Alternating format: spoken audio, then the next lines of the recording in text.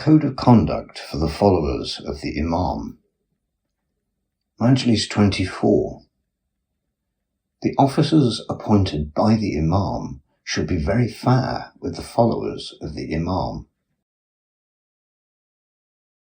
This chapter deals with the officers who have been appointed by the Imam to look after his followers, to supervise his revenue, or to collect his dues from the momines. Whatever is mentioned in this chapter is applicable not only to the officers, but to all the momines in general. The Prophet says, "Every one of you is a sort of an administrator. He is accountable to God for the administration of his dominion." For instance, a man is an administrator of the members of his family.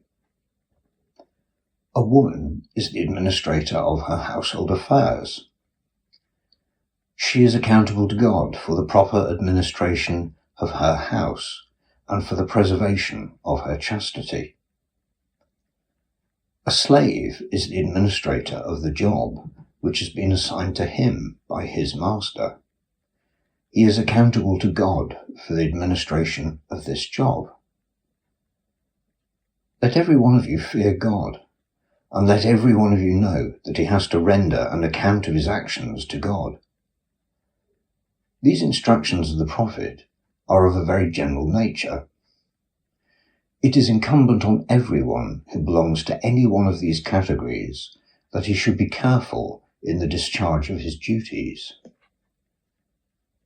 He should always bear in mind that according to what the Prophet has said, he will have to give an account of his actions to God.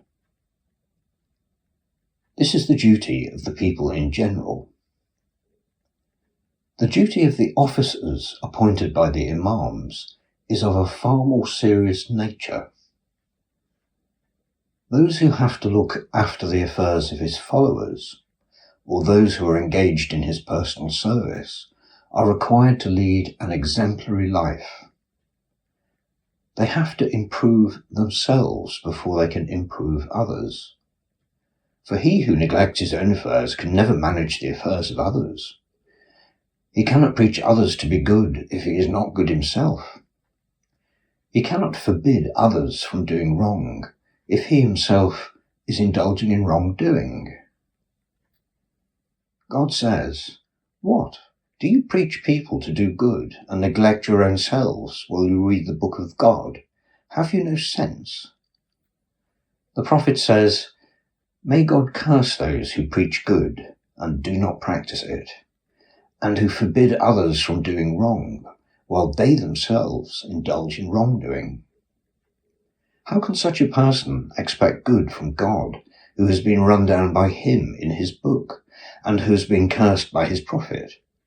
How can his actions bear fruit? How can he set right the affairs of the people? If we ourselves are not good, we have no right to expect good things from others. God says, "He does not guide the machinations of the treacherous," i.e., he does not want their tricks to succeed in their objects. He does not allow the work of the vicious people to prosper. The Prophet says, "How can any one of you point out a mote in the eye of his brother when he has the beam in his own eye?" To sum up, the officers of the Imam should correct themselves before they think of correcting others. If they themselves are good, God will crown their efforts in making others good with success. Otherwise, they will look like a physician who tries to cure people of a disease from which he himself is suffering. The Prophet says, "If a person is fair to himself in his dealings with God, he will make others fair to him in their dealings with him."